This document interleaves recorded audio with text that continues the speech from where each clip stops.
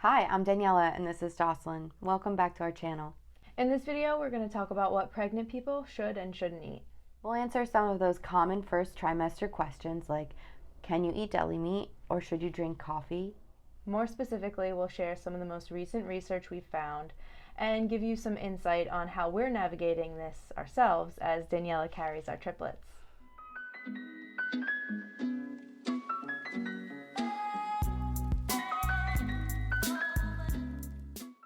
As always, please remember, we're not medical professionals. We're just sharing what we've learned along the way in our research in hopes that it helps you on your journey. So let's get right into it. The main food groups we're going to look at are seafood, meats, dairy, drinks, and other considerations. A great resource we used to create this video was the book Expecting Better by Emily Oster.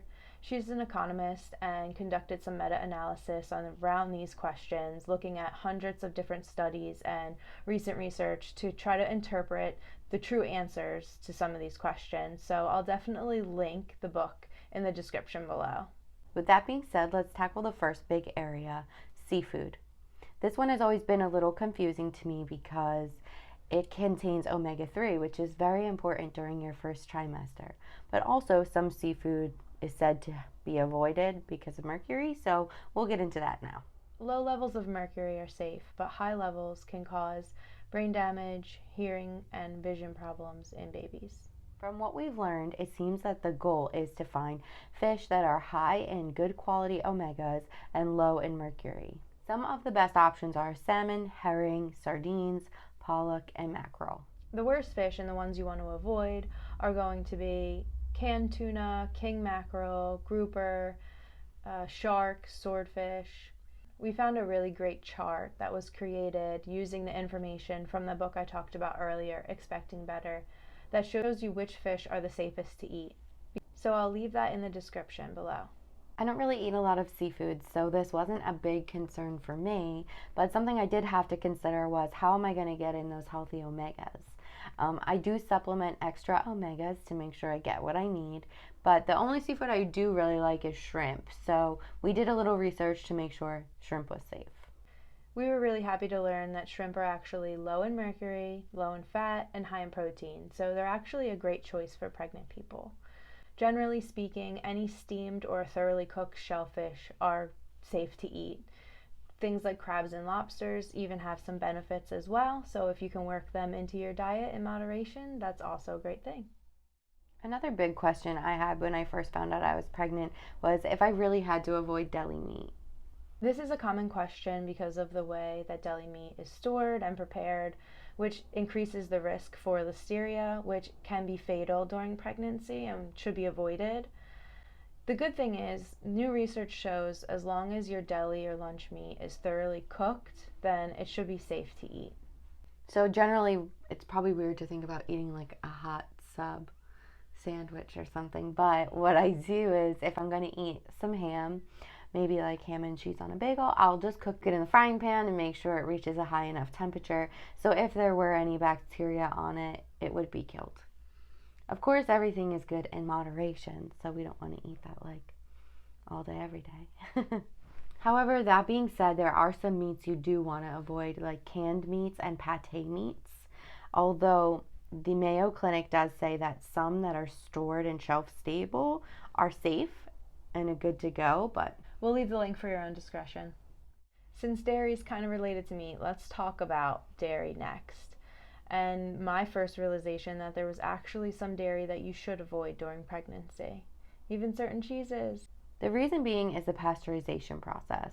During that process, the cheese or dairy is heated and cooled in a specific way that will kill the bacteria like listeria and make it safe to eat. That is why you want to stick to pasteurized cheeses and dairy during pregnancy. Some softer cheeses aren't pasteurized, like brie, feta, and blue cheese, so it's important to check your labels. The good thing is if you find a cheese made in the United States, all of it has to be pasteurized, but if you're getting an imported cheese, you definitely want to make sure you look into if it's pasteurized. Let's talk about certain drinks to avoid during pregnancy. The first one being coffee. This one was the hardest one for me to consider possibly giving up. So during my journey to pregnancy, I was struggling really hard with infertility. So I did pay strict attention to my diet, and at that time, like restricted myself to 1 cup of coffee a day. So I would be prepared if and when I was pregnant.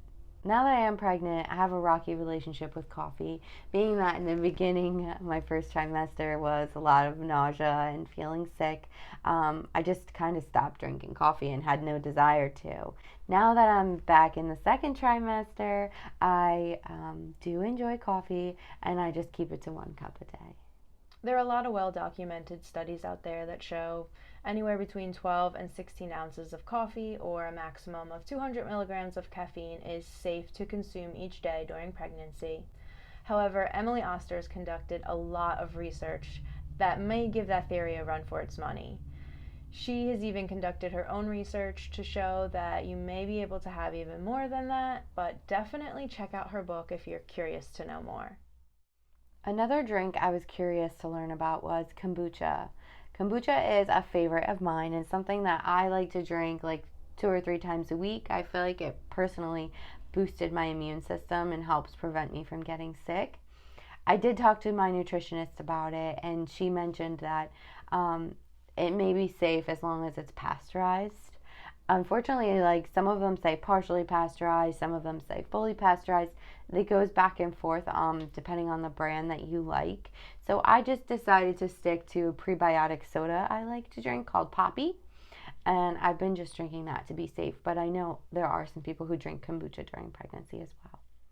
We all pretty much know that alcohol should be limited during pregnancy, but what I didn't realize is there are actually some herbal teas that you should avoid, and not just for the caffeine content.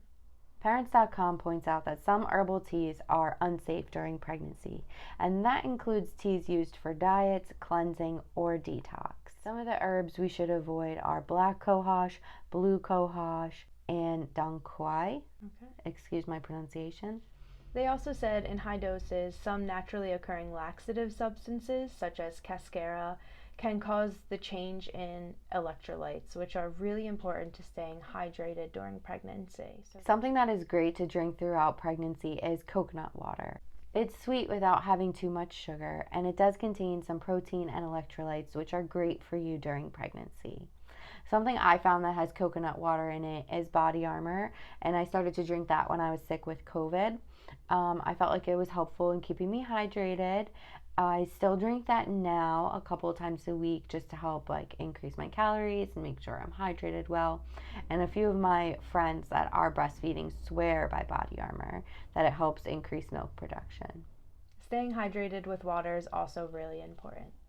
We covered a majority of the food groups, but now I want to talk about a few surprising things that I didn't originally think about when foods to avoid during pregnancy. And that's eating unwashed fruits and veggies. It may seem simple or like a no-brainer, really no big deal, but our produce carries an increased chance of getting listeria, so washing them thoroughly and consistently every time is really important during pregnancy. Another important thing to remember about fruits and veggies is to avoid raw sprouts. Raw sprouts like alfalfa, clover, mung bean, they can also carry increased bacteria, so just be sure to cook your sprouts before eating them. So those were the basics of things you should eat and avoid during pregnancy. If there's anything we didn't cover but you're curious to know is safe, drop it in the comments below. Safety aside, one thing we try to focus on is what foods are good for what trimester of pregnancy. It was really great to know that things like dark leafy greens and citrus help boost vitamin C in the first trimester. Iron becomes really important in the second trimester, and vitamins D3 and K2 are really important in the third trimester. So focusing on these foods during the different trimesters is great. I know it's hard to try new foods during pregnancy that you may not be interested in eating on a regular basis, but doubling up on the foods that you know can provide nutrition to you and your baby during pregnancy are great. I always try to find my vitamins and nutrients through food and sunlight when possible. Ergo Baby makes a really great chart of the different foods and vitamins that are really important for the different stages of pregnancy, so I will link that in the description below as well. If you found this content helpful, please like and subscribe. And don't forget to turn that notification bell on to stay up to date on all things Lesbi-Honest. See you soon.